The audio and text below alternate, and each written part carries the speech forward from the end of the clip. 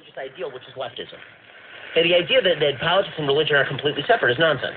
Yeah, but the suggestion that the Pope is equally a religious leader as he is, or is a political figure, as then why didn't you give an opening invocation? As equally as he is a spiritual leader is very different. And again, the expectation, or as I said earlier, the prism through which you view the actions or listen to the words of this Pope matter. And for all of us, by the way, we all have biases that we bring to the table when we hear someone speak.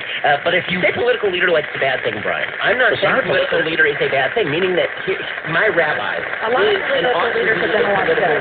Martin Luther King, is he more a religious leader or a political leader? He was both. Okay, the idea is that every religious leader is supposed to be a political leader because religion and politics are not separate. Jesus was a political figure. Okay, Jesus was not just a religious figure. This idea that religious figures are just people who stand on balconies and say stuff about God is nonsense. Yeah, the reality is that for all of difference. human history, religion and politics have been intermingled, and this attempt to separate them, not in terms of government, but in terms of how people think, is stupid. It doesn't exist. It's just to me, when a priest speaks on abortion, is he speaking as a religious leader or a political leader? When priests, and that's exactly goes to the point I was just going to make. It's a moral issue. For me, when I see the Pope, I think the church. I don't think politics. When I see a priest, when I see a cleric, a clergy person in a collar, I don't think politics. I think religion. And you're right. They do meet and they do get conflated, and that's a fact of life. But I understand that. I wouldn't call it a conflation. I would call it religious leaders doing what they're supposed to do.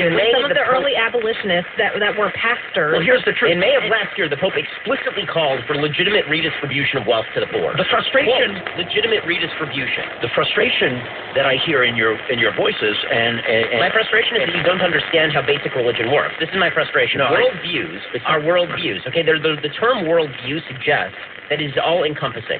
Religious people believe that your worldview is defined by your religion in large measure. The Pope's worldview is decided by his religion. That does not mean he is apolitical. And this attempt to separate things out, I find it very convenient I find it very convenient for the left to suggest that when a Pope preaches leftism, he's suddenly a religious figure. But when a Pope preaches right-wing stuff, suddenly he's political. He's always political. Here's the point that I'm going to make. I hear anger in your voice, and let me make this point. And the anger I hear in your voice about this Pope is over political reasons. You can say that's not true. You can try to contort and say that a different way. It's over political reasons. Political and values are the same. Yes, it's for political reasons. You're right. You're right. And I agree with him the same way I agree with Obama.